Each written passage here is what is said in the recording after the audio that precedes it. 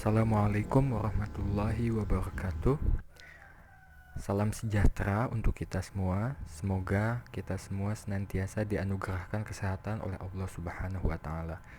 Pada kesempatan kali ini, izinkan saya untuk menjelaskan mengenai laporan praktikum mata kuliah Pelestarian Sumber Daya Lahan Pertanian Berkelanjutan.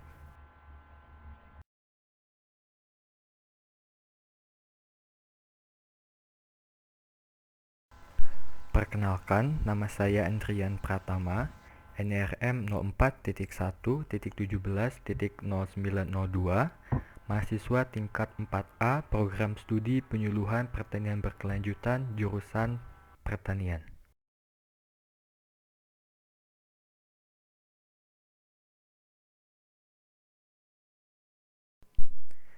Adapun topik bahasan yang dijelaskan dalam presentasi kali ini, yang pertama adalah alat, bahan, dan cara kerja, menjelaskan mengenai alat dan bahan yang digunakan, serta cara kerja yang digunakan pada saat pelaksanaan praktikum. Kemudian yang kedua adalah evaluasi sumber daya lahan, menjelaskan mengenai penentuan kelas kemampuan lahan dan mengevaluasi kesesuaian lahan. Yang ketiga adalah penentuan status daya dukung lahan, menjelaskan mengenai menghitung ketersediaan lahan, menghitung kebutuhan lahan untuk hidup layak, kebutuhan lahan, dan menentukan status daya dukung lahan. Kemudian materi bahasan yang terakhir adalah pencemaran dan degradasi lahan. Dijelaskan mengenai identifikasi penyebab dari pencemaran dan degradasi, serta analisis solusi atau penanganannya.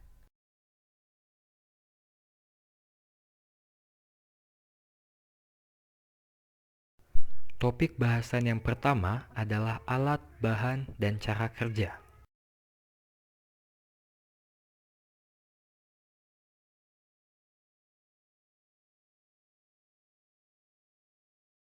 Alat dan bahan yang digunakan dalam kegiatan praktikum diantaranya adalah handphone, laptop, alat tulis, data monografi Kecamatan Cimalaka, program Desa Turnamanggala, dan data BPS Kecamatan Cimalaka.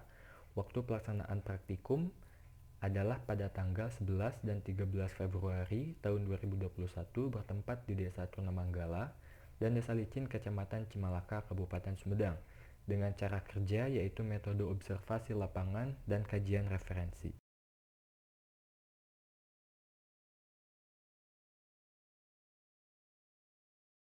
Topik bahasan yang kedua adalah evaluasi sumber daya lahan.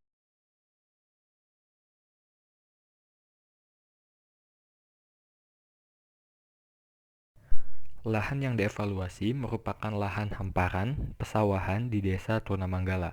Berdasarkan hasil perhitungan, kelas kemampuan lahan tersebut berada pada kelas 3. Artinya, untuk penggunaan umum dalam bidang pertanian, lahan mempunyai dua pilihan, yaitu pertanian secara terbatas dan pertanian secara sedang.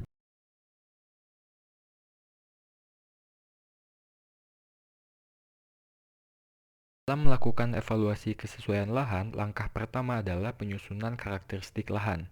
Kualitas dan karakteristik lahan didapatkan oleh penulis melalui data primer dan data sekunder yang diolah pada tahun 2021. Adapun hasilnya dapat dilihat pada gambar sebagai berikut.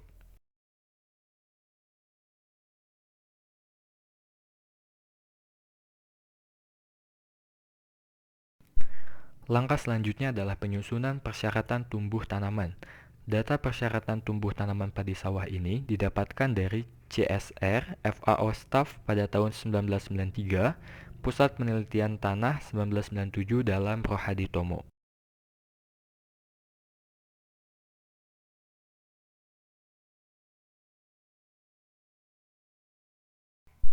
Langkah selanjutnya adalah proses evaluasi kesesuaian lahan atau matching.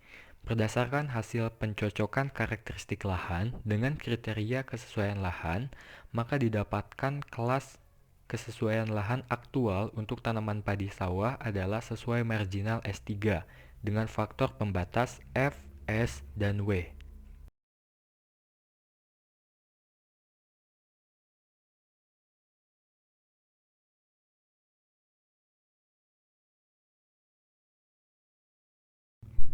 Saran perbaikan yang dapat dilakukan pada lahan tersebut Berdasarkan faktor pembatasnya diantaranya, untuk faktor pembatas daya menahan unsur hara atau F berupa pH tanah permukaan dapat dilakukan dengan cara pemberian kapur dolomit pada lahan sesuai dengan dosis yang dianjurkan, yaitu 2 ton per hektar untuk menurunkan 1 pH. Faktor pembatas selanjutnya adalah medan atau es berupa lereng dan batu permukaan. Tingkat kemiringan lahan dapat diperbaiki melalui pengaplikasian sistem budidaya padi secara konservasi. Adapun langkah yang bisa dilakukan pada kemiringan lahan 8% diantaranya penanaman rumput legum, pembuatan teras bangku, pembuatan sistem terasering, dan lain-lain. Batu permukaan dapat diperbaiki secara manual dengan cara membersihkan dan membuangnya pada satu tempat tertentu. Faktor pembatas selanjutnya adalah ketersediaan air atau W berupa jumlah curah hujan tahunan rata-rata. Jumlah curah hujan tahunan rata-rata dapat diperbaiki dengan cara membuat embung. Hal ini bertujuan agar air hujan dapat ditampung dan dapat dimanfaatkan dengan baik pada saat musim kemarau. Selain itu, dapat juga dilakukan kegiatan pembuatan sumur bor untuk membantu sistem pengairan agar selalu tersedia sepanjang tahun.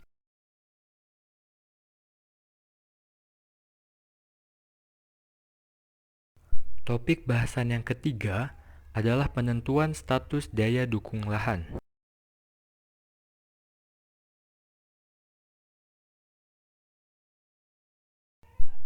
Langkah pertama dalam menentukan status daya dukung lahan adalah menghitung ketersediaan atau suplai lahan dengan rumus sigma P1 atau produksi aktual dikali H1 atau harga satuan komoditas.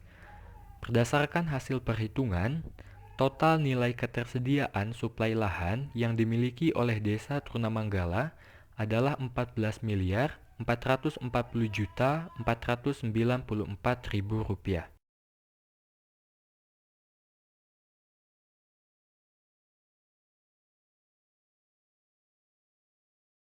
Langkah selanjutnya adalah menghitung kebutuhan lahan untuk hidup layak dengan rumus kebutuhan hidup layak per penduduk yaitu 1000 kg dibagi produktivitas beras lokal yaitu 7.531 kg per hektar. Berdasarkan hasil perhitungan tersebut, maka diketahui bahwa nilai kebutuhan lahan untuk hidup layak di Desa Trunamanggala adalah 0,132 hektar. Artinya, untuk hidup layak, minimal masyarakat memiliki lahan seluas 0,132 hektar atau 1.320 meter persegi. Selanjutnya adalah menghitung kebutuhan atau demand lahan dengan rumus jumlah populasi atau N dikali kebutuhan hidup layak, yaitu 6.491 jiwa dikali 0,132 hektar.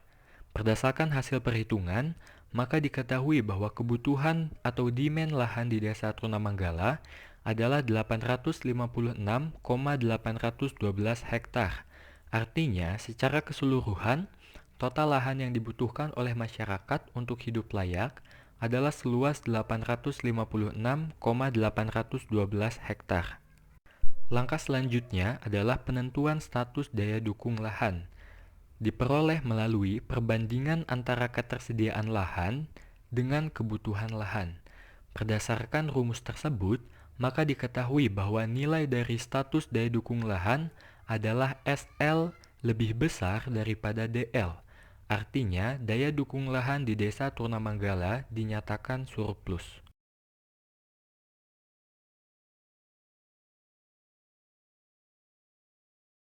Topik bahasan yang keempat adalah pencemaran dan degradasi lahan.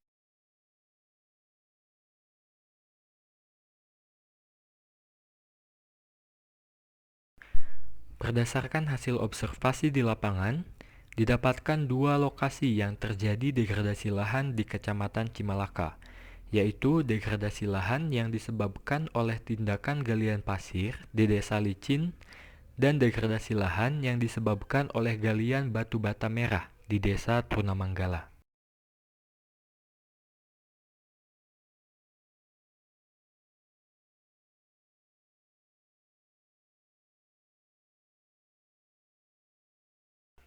Berdasarkan hasil kajian referensi dari penelitian terdahulu, solusi atau langkah penanganan yang dapat dilakukan untuk mengatasi galian pasir di desa licin diantaranya: 1. Membagi wilayah secara zonasi dan mengembangkan wilayah sesuai dengan potensi yang tersedia.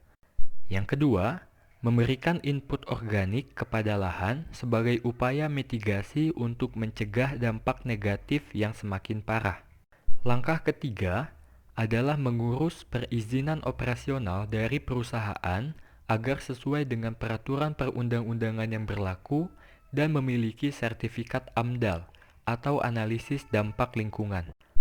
Langkah yang terakhir adalah melakukan pengkajian wilayah untuk menentukan jenis pohon yang sesuai dengan tepat, tumbuh, dan kemampuan regenerasi untuk selanjutnya dilakukan tahap revegetasi wilayah.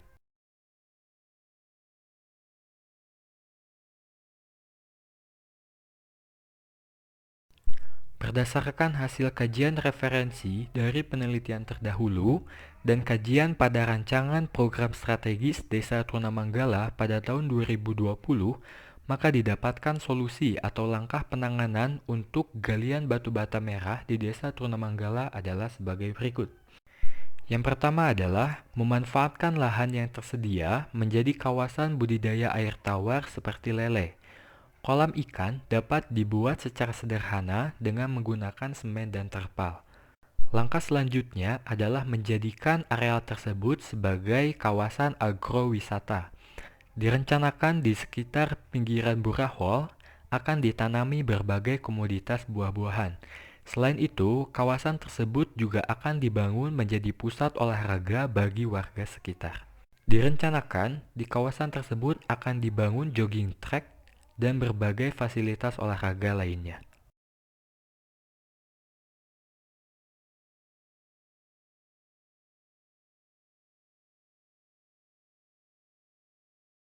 Berikut adalah beberapa dokumentasi kegiatan selama praktikum.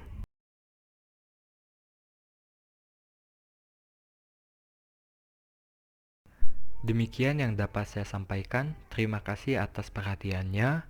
Mohon maaf atas segala kekurangannya.